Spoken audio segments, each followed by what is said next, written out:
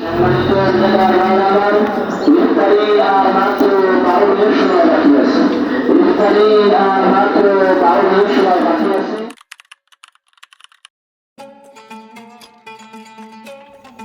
দাদু যখন বলতেন আইস কাগো ইফতারি, আমি আর ভাইয়া এক দৌড়ে মসজিদে চলে যেতাম আর দাদুকে এসে রিপোর্ট করতাম যে আইস কাগো ইফতারি। দাদুর হাত ধরে প্রত্যেক দিন ইফতার করতে যেতাম। আমি যে শুধু একা যেতাম তা না, আমার বান্ধবীদেরকেও আমি সাথে করে নিয়ে যেতাম। আব্বুর সাথে চলে গেলাম সকাল সকাল, দইয়ের অর্ডার দেওয়া ছিল সেটা পিক করার জন্য। গ্রামের ইফতারগুলো সাধারণত দেখা যায় মসজিদ ভিত্তিক হয়। এক একটা পরিবার থেকে এক একদিন ইফতার আসে এবং যে যার সামর্থ্য অনুযায়ী ইফতার দিয়ে থাকেন। যেহেতু আমরাই মসজিদের প্রথম প্রতিবেশী, তাই ইফতারটা সাধারণত আমাদের দিয়ে শুরু হয়।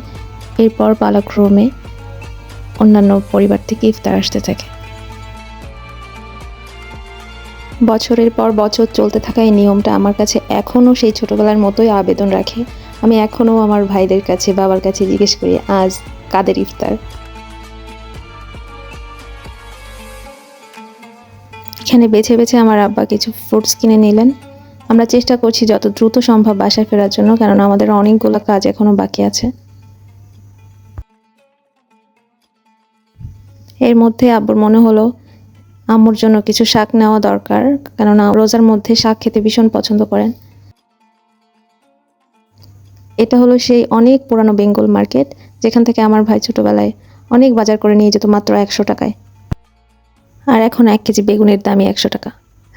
সাবেক প্রধানমন্ত্রীকে খুব মিস করছি। তিনি প্রত্যেক বছরই নতুন নতুন রেসিপি দিতেন, কারণ রোজা আসলেই তো সবকিছু দাম বেড়ে যেত। প্রায় বাসার কাছাকাছি পৌঁছে গেলাম। যদিও প্রত্যেকবারই খুব সকাল থেকে আমাদের কার্যক্রম শুরু হয়, কিন্তু শেষ বেলাতে এসে দেখা যায় কোনো না কোনোভাবে দেরি হয়ে যায়। যতই কাজ ভাগ করে নেন না কেন আপনি, শেষ মুহূর্তে ইফতারের সময় আপনার তাড়াহুড়ো লাগবেই। সব থেকে বেশি কষ্ট হয়ে যায় আমার আম্মা আর আমার চাচির। এক হাতে সব কিছু রান্না করা চারটিখানি কথা না। আমি যতই কেটে কুটে দিই না কেন, শেষ মুহূর্তে তো তাদেরই রান্না করতে হয়। তো অবশেষে অতি স্বাস্থ্যকর পেঁয়াজু, বেগুনি এবং আলুর চপ নিয়ে আব্বু হাজির। বেগুনি নিয়ে মজার একটা গল্প আছে। আমার ছোট ভাই নাসিম রোজার ইফতারের ঠিক 1 ঘন্টা আগে রোজা ভেঙে দিয়েছিল, কেননা সে বেগুনি খুব পছন্দ করে। অবশ্য ঘটনাটা অনেক ছোটবেলার, তখনকার কত মজার স্মৃতি না আছে সবার রোজা নিয়ে। তো এই যে এলাকার ছেলেরা হাজির, তারা মূলত ইফতারি সবাইকে বন্টন করে খাওয়ায়, সুন্দর করে খেদমত করে। মাশাআল্লাহ, আমার ভাইও সাথে হাত লাগিয়েছে। মূলত যাদের যেদিন ইফতার থাকে তারা সেদিন সহযোগিতা করে এলাকার ছেলেদের সাথে। লাস্ট মোমেন্টে দই নিয়ে যাওয়া হচ্ছে, মোটামুটি আর সব কিছুই মসজিদে নেওয়া হয়েছে। এর মধ্যে ইফতারেরও সময় হয়ে আসলো।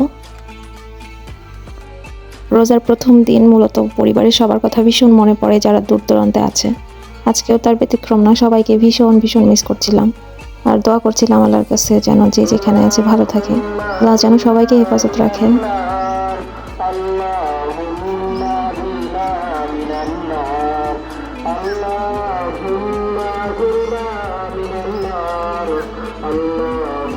মসজিদের মিনারে দুরূদ এবং দোয়া পড়া শুরু হওয়ার সাথে সাথে মানুষের সমাগম শুরু হয়ে যায়। এই যে ঠিক এইভাবে আমিও আমার দাদার হাত ধরে এক সময় মসজিদে যেতাম। তো এই যে আমার ইফতার রেডি। ইফতারের সময় হয়ে গেল, নাজিফের সাথে আমিও ইফতার করে নিলাম আলহামদুলিল্লাহ।